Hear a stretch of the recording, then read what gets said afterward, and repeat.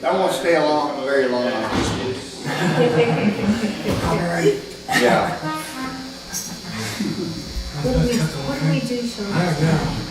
Cut the cake. Have a nice piece for yourself. Yeah.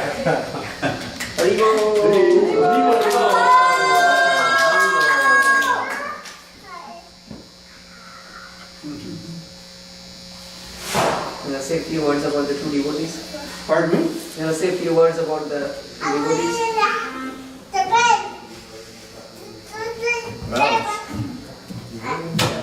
Are we treating Sean. a new house for them? Maria, like the rock of Gibraltar. Okay. Very steady.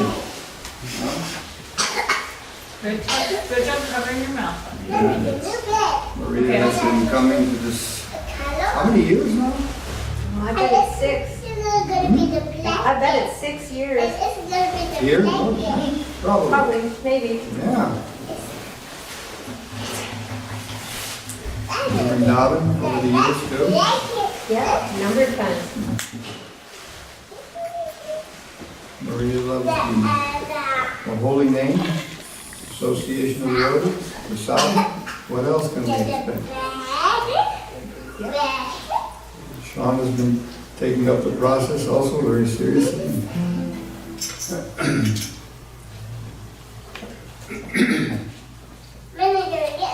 Devotee Association, Sadhu Sangha. Of course, there's different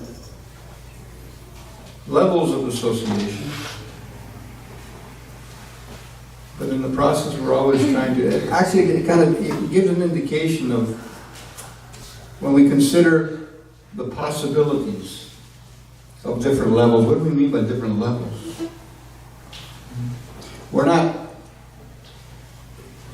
in the game of trying to judge. Nevertheless, we're trying to seek out the essence. We're trying to seek out the best in each and every one of us. Because that's Krishna's only business. Many of you have heard the story of Putana. She was the first demon to come and attack Krishna. And her motive was to kill Krishna. Krishna closed his eyes. And there are several reasons mentioned why he closed his eyes. Because he was thinking, she's ghastly, she's a demon, she's killed so many children. Then he closed his eyes because he realized he was going to have to kill a woman. According to the Vedic culture, that's a very sinful activity. But he also closed his eyes because even though her motive was not right, she approached like a mother to breastfeed the child. The breast was smeared with poison. But Krishna, being transcendental in nature, is not affected by the dualities of existence, of pain and pleasure like we are. So Krishna considered that as the most important ingredient, that she, by providing him her breast to feed him, he looked at that as this is her service. This is her eternal service. This is the tinge of bhakti.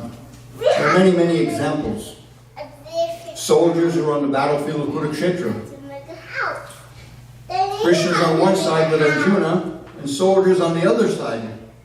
Some of them, when they saw Krishna, even though they were on the opposing side, because they appreciated Krishna's beauty, that was considered the beginning of their bhakti.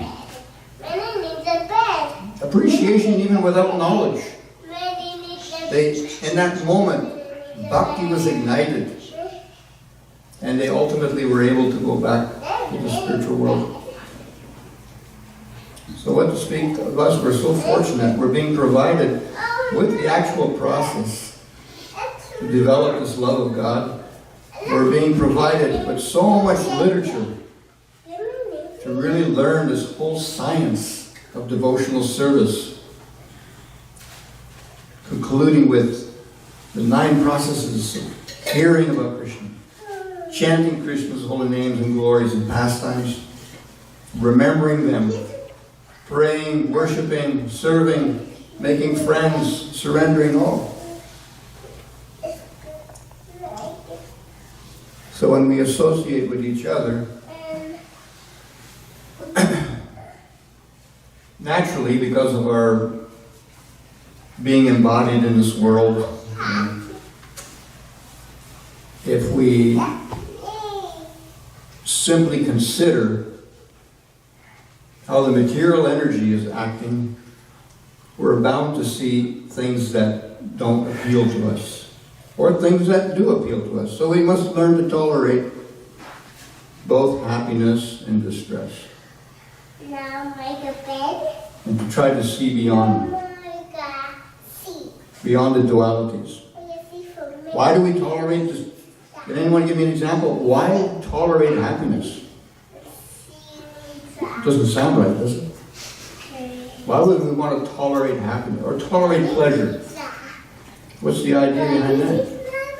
Krishna does say, tolerate happiness and distress. Sure.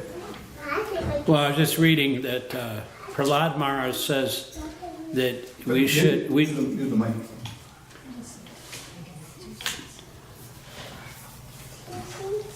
Okay. we should follow the example of Prahlad Maharaj, who said that the happiness that we derive from the senses is temporary, and it's not really happiness. So when we keep trying to make plans for happiness through the senses, we're entangling ourselves in temporary happiness, just through utilizing the body and its senses. So the real way to be happy, Prahlad Maharaj says, is to stop trying to be happy. It's a paradox. Through, talking about the senses and the bodily senses and trying to derive enjoyment from those, the sense gratification of the body. So that's Prahlad Maharaj. He was 5 years old, so he's pretty smart for a 5-year-old. Yeah. So when we consider happiness or pleasure, and we cultivate the attachment for that happiness, we're setting ourselves up for what? Disappointment. Because Krishna's saying it's temporary. So what happens when we lose it? Then we lament. That's why Krishna makes that emphasis all the time, to become equipoised in happiness and distress. So, anyway, we're here to honor the birthdays of these devotees, shining lights who have come into this world to help us propagate the Sankirtan movement of chanting the holy names. Hare Krishna, Hare Krishna, Krishna, Krishna, Hare Hare, Hare Rama, Hare Rama, Rama Rama, Hare Hare. You say a few words? What's that? I'll say a few words. Okay. I'm just so happy to be here. I've had a really very scary month. I wasn't sure if I was going to be able to, I thought I was going to be sleeping in my car the next month and a half or so. January 1st isn't a good time to go homeless. So, everything just fell into place through Krishna to enable me to get a very nice place I'm going to move into and inexpensive movers to move me. And it's Hare Krishna. And thank you all for all that you are.